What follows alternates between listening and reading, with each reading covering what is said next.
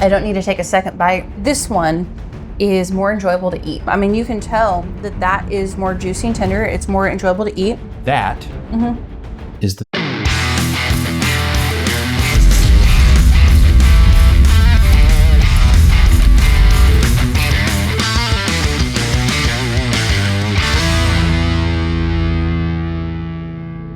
People love pressure cookers because they're fast. Well, fast food is fast too. So let's talk about what you're actually giving up for that speed. One chuck roast, split in half, same meat, same prep, and two completely different cooking methods. If one tastes better, it won't be preference or opinion. This one might be a little controversial for those of you who love your pressure cooker, and for the rest of you, pretty interesting.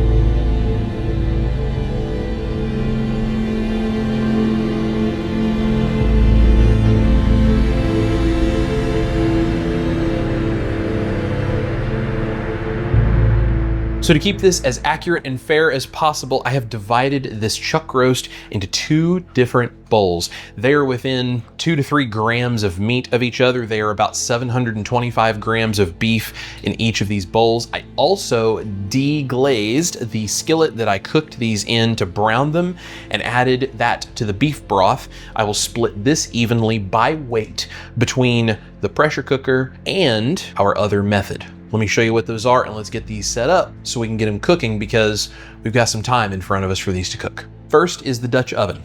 This is low temperature, long time. This is how braising has been done for centuries. In the pressure cooker, higher temperature, shorter time. This is the shortcut everyone on the internet likes to defend as the best way. Let's see what it actually does to the meat.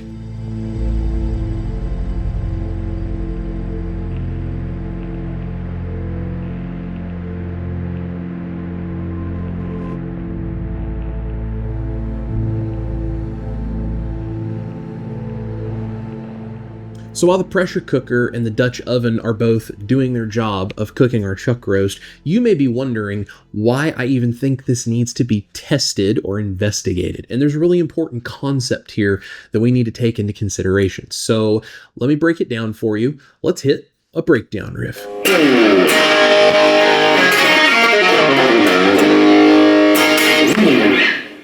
So let's break down the difference between collagen and gelatin. So chuck roast is tough because of collagen.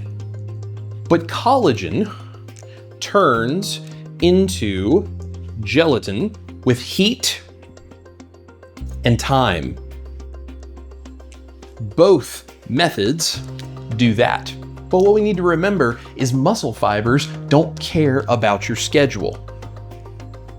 At high temperatures, proteins start to seize up. And as a result of this, they don't gently release moisture, they violently force it out. For that very reason, we are going to notice a huge difference in the pressure cooker versus the Dutch oven, because a standard braise of a Dutch oven is gently cooking those proteins while slowly breaking down the collagen into gelatin to tenderize the meat. But the pressure cooker works by creating a high temperature under pressure, which actually raises the boiling temperature of water, meaning it allows the collagen to break down into gelatin much faster, but simultaneously seizes the proteins much harder, forcing all of the moisture out of the meat fibers violently. And that, I think, is going to be the difference.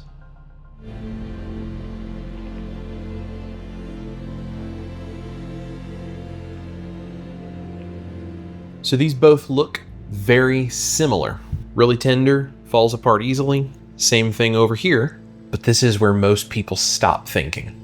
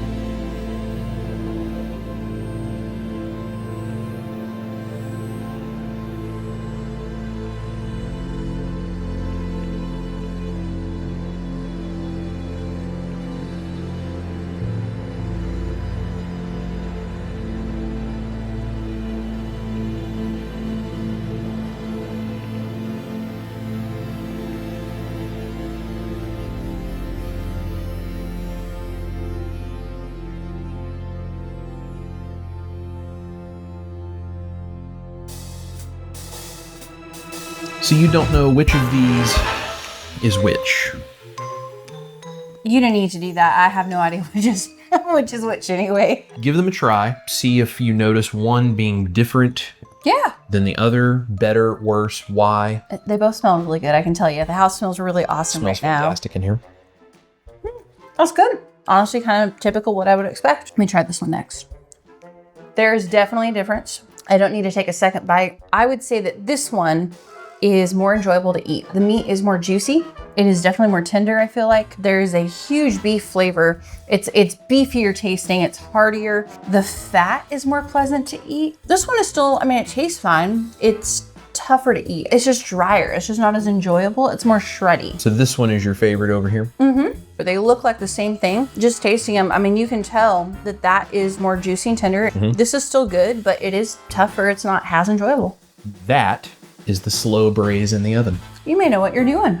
I think I do. I mean, you were very scientific throughout this whole process. Yeah. Simply just changing the way you cook it would make such a huge difference. Mm-hmm. That is by far, I mean, there is a big difference, y'all. If you guys are like, is it really worth it? I'm like, yeah. Yeah. Yeah. You just get a superior result by using that low, slow, gentle cooking. You guys saw how much liquid comes out of the pressure cooker. The juiciness that was supposed to be in this pot roast, it has to go somewhere. Right. And where it goes is out of the meat into the juice that's in the bottom of the pressure cooker. And even if you try to make gravy out of it, you still don't have as nice of a flavor and you still don't render the collagen out properly. Honestly, going into this, I knew this is probably what was going to happen, but I've had so many people online tell me that I don't know what I'm doing because I'm using the slow braise method to cook my pot roast, or you can do this in a slow cooker as well. 12 hours on low and you get a very similar result, low and slow. I don't think it's quite as good as the braising method, but it is way better in my opinion